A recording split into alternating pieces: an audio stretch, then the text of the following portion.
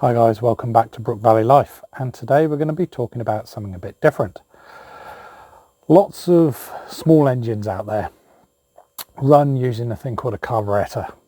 If you have dirty fuel, water in the fuel, or you have left it for a long time and the fuel that was in there has evaporated and left some dirt and crap and varnish and tars and stuff like that in there, your engine won't run correctly and it may not even run at all, and we need to clean it out. So in this video I'm going to show you how to clean a carb that's already been taken off the engine, because it's usually just 2 bolts, and to show you what to look for. And this can be used the same principles for stuff like chainsaws, lawnmowers, outboard engines, anything that's got a 2-stroke or even a 4-stroke engine that uses a carburetor. So I hope you enjoy, and let's crack on.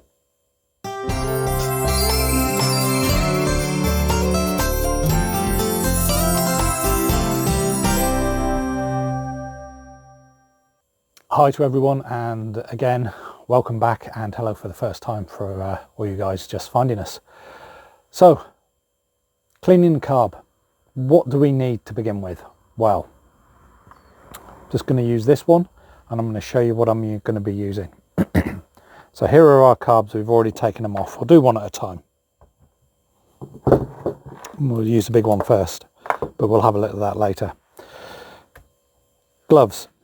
Now I use nitrile gloves. Now the reason I use nitrile gloves is to keep the fuel, petrol greases, oils off my hands. It can dry out the oils from your hands and give you dermatitis. I've been quite lucky in my time that I've never had it. I never use gloves, but you can also use barrier cream as well. So a safety thing. You may want to wear a set of goggles because we are playing with fuel. It could get splashed in your eye. I've got my glasses on, so I should be safe. And what do we need to take this thing apart? Selection of screwdrivers. Now you need one Phillips head, and the others are all flat blades, and I've got different size flat blades just so they fit perfectly as we take things off. The other thing I have is a magnetic little tray to put all of the screws and anything else we take off into. It stops it from falling on the floor. If you do this on a boat especially, then it doesn't go over the side as well. It should stay where it is, because your boat's never stable. So that is what we're going to use. So what I'll do now is put my gloves on and get ready to start taking this apart, and I will bring you down so you can see what we're doing. So here we have our carb. So first of all, get my gloves, stick them on. These are slightly big, but they're easier to get on. Skin tight gloves would be better if I got the size down. So got our little tray, got our screwdrivers, and we're ready to go. So we've taken this off. Now you'll notice that this has got 2 little flaps each end. One there, one there. Hopefully you can see that. Now, as long as we know which one's normally closed and which one's normally open, we will then know which side goes onto the engine, which side goes to atmosphere, and where the air filter is. The one that's normally open is your choke. The one that's normally closed is your throttle plate. They're called plates, or butterfly valves. This carb is quite cool because it's got a built-in fuel pump on the side. The carb itself sits like that. This is the top. This is your throttle, so this sits on the engine side, so the air flows through that way. On the bottom you've got this little area, and this is the bowl. So if you think about a toilet cistern, when you flush it, you've got water in there, you pull the flush, and that goes into the toilet. This works pretty much the same way as when your system fills up. You have fuel coming in from your fuel pump, It comes into the bowl at the bottom.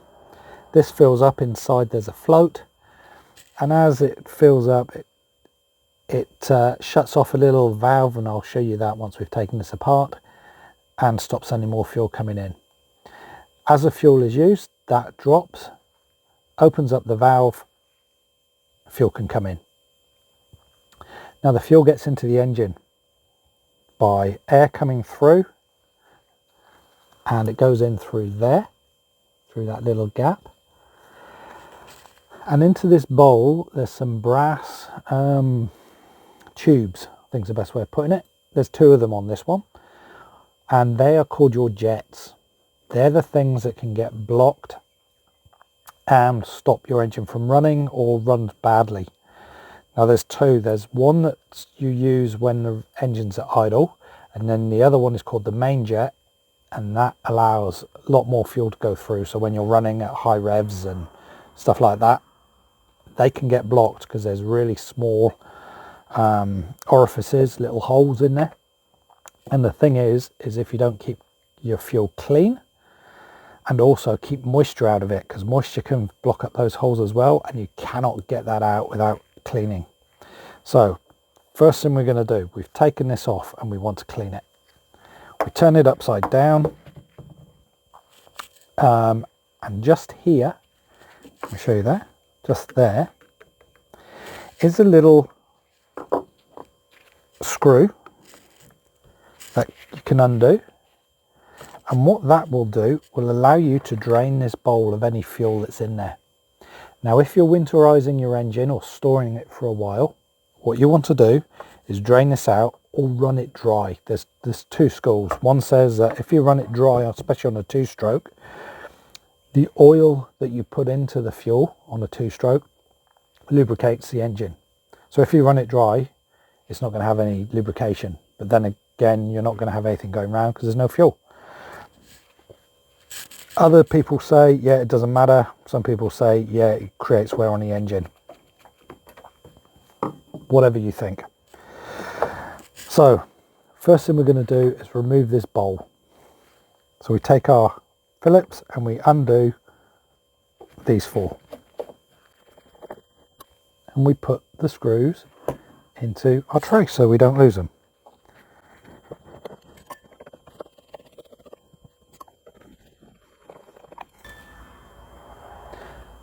So that's all 4 now out. This is loose, and we can tell that these are stainless screws because this is a magnetic tray. As you can see, stainless isn't magnetic. Sorry, got a fly flying around. And what we do is we remove the bowl, and we can have a look inside. Look for any dirt or any water or anything in there that shouldn't be in there. And I don't know if you can see on this one, on this little, there's quite a bit of crap in there. Not too bad, but what we would do normally is get some fuel or carb cleaner, give it a damn good clean out, and make sure that is gleaming. You would also check your seal around the outside. Make sure that's in good condition, and if you are doing a full service on it, you may want to change it.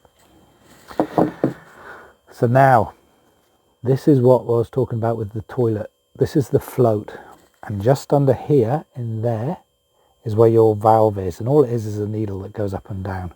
So what you have to remember, this would normally sit like that.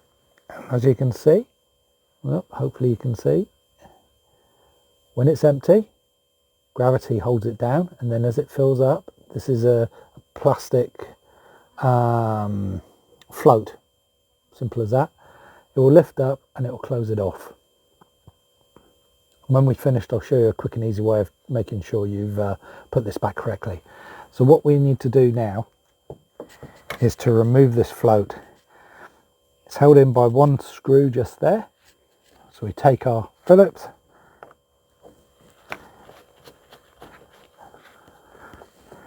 undo the screw, and as you can see, that one is definitely steel, and we just lift it up, take our pin out so we don't lose it. Again, stainless. And I don't know if you can see, yeah, let me go to the camera.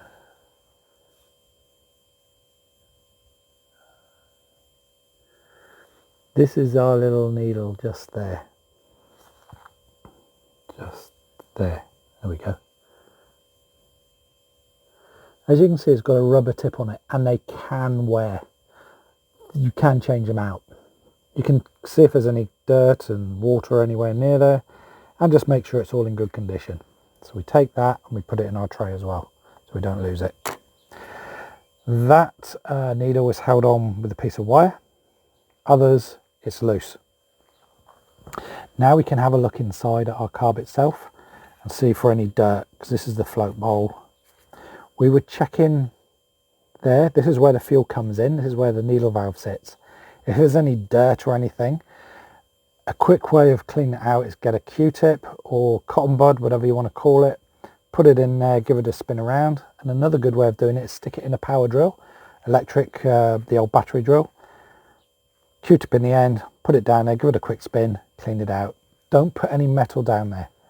Yeah, you'll score it, you'll damage it, and yeah, it won't seal anymore. So yeah, not good. Now we're going to talk about jets. You've got your main jet just there. If I just show you with this, just there. So this one, this brass coloured thing. Now you may be wondering where the idle jet is. This rubber cap is covering your idle jet. So what we'll do is take off our rubber cap, put it in our tray, and what we want to do is take these out and have a look at them. Now what we want to do is get us a flat bladed screwdriver to make sure it fits perfectly into that slot, because if you had a smaller version on the end, put it in there, you could damage because it moves around. So you want to get one that fits in there perfectly. And there we go.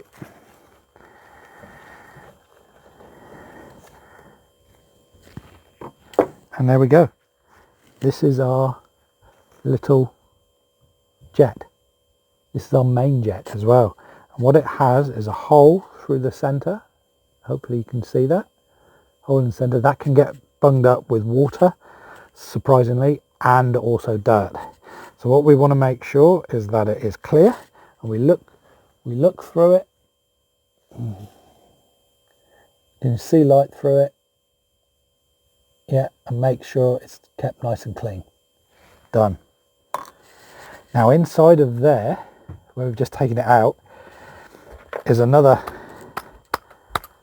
there we go, piece of brass. And this is our emulsion tube. This has lots of small little, hopefully you can see, hopefully it focuses, yeah, lots of little holes in it as well. It is hollow. Again, we need to make sure that is clean. Use carb cleaner, use compressed air to blow it out, same with your jet. Make sure it's all nice and clean. Yeah, and there's nothing left in there. This is where we can blast any water out as well. Please don't use any metal to push through the holes. If you do, the holes can get bigger, and when that happens, more fuel is allowed through. And your engine won't run correctly. It's designed to run with these size holes in it, and if you change them, everything goes awry and it won't run properly, if at all. So that's your main jet out. Now hopefully you can see just in there we have the idle jet.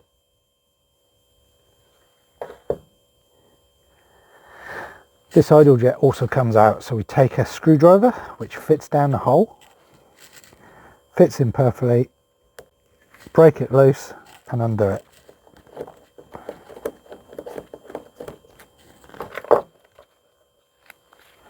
And out she comes. And as you can see, it's a, whoop, that's one for the outtakes. As you can see, it's a lot smaller, yeah, than the main jet. And it's got this little tube on it as well. Again, it is hollow. It has small little holes along the periphery of it. They need to be kept clean as well and clear. Same up the middle. So that's your idle jet. Now we can have a look inside, and I don't know if you can see, but a short way down in there, there's a little hole connecting the two. So when you're at idle, it will suck only through your idle jet, and as you come up in power, it will start sucking through your main jet as well. So that is the float bowl area, all empty. We don't take any more off. We give this a good clean out, carb cleaner, all that type of thing. Now the only other thing we need to do is go onto the other side, and under this plate here is the fuel galleries, fuel air galleries. And what we will do is we'll quickly take that off.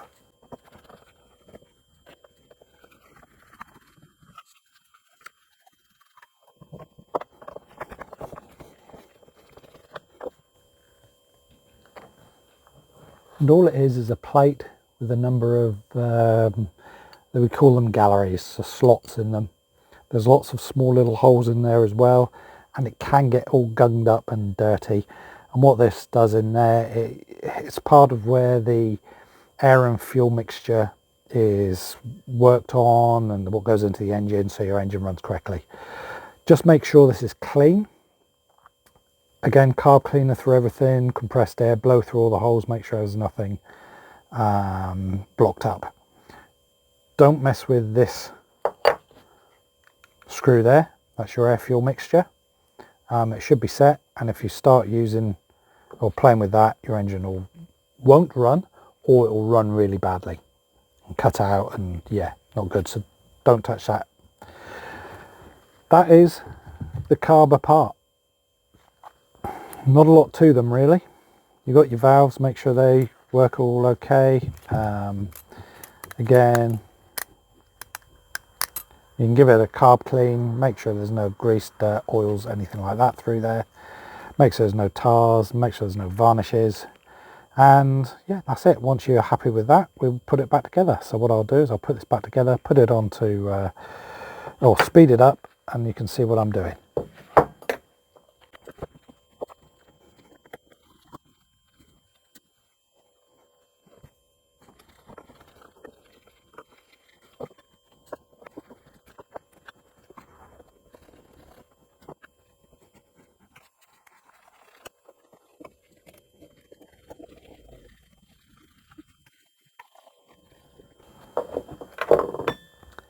And there we go.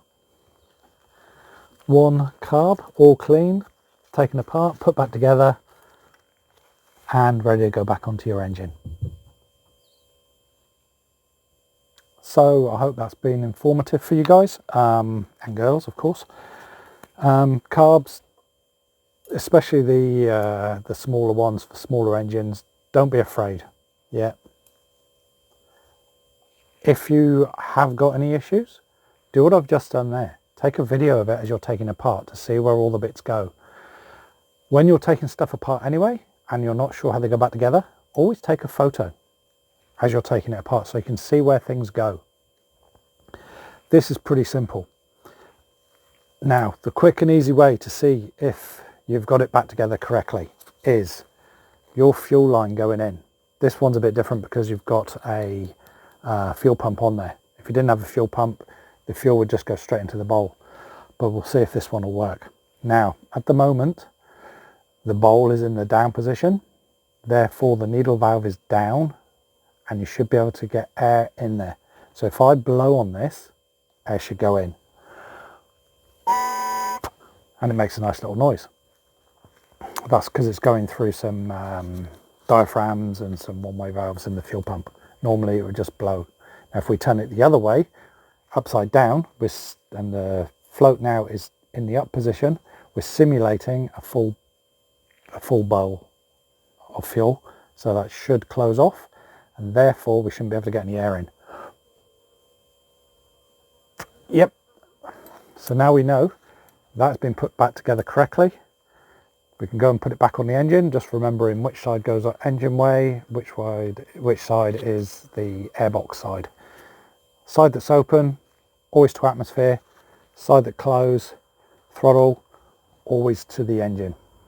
So that is a carburetor clean from an outboard, anything that uses carbs. So chainsaws, lawnmowers, I'd say outboards is a big one. And yeah, just to show you how easy it is. Should be able to do this in 10 minutes. And if you do have problems when you are away and your engine, and you think your engine might have dirty fuel, have water in the fuel, and this is not working correctly, you'll now know how to take it apart, clean it, put it back together, and hopefully it can get you home safe. So I hope you've enjoyed this video, something different that I'm doing for the first time. And if you have, please hit the like button, hit the subscribe and the bell notification so you know when the next video is coming out, and leave a comment down below. Just talk about what you've done with these before, or if you've never had the confidence to go and play with them. Hopefully you do now. There's not a lot to them. Just have some carb cleaner, make sure it's nice and clean inside, and away you go. So I'll catch you next time, and have a great day. So, quick dad joke for this video, and it is, why do you never see elephants hiding in trees? Because they're so good at it. Yep, I know.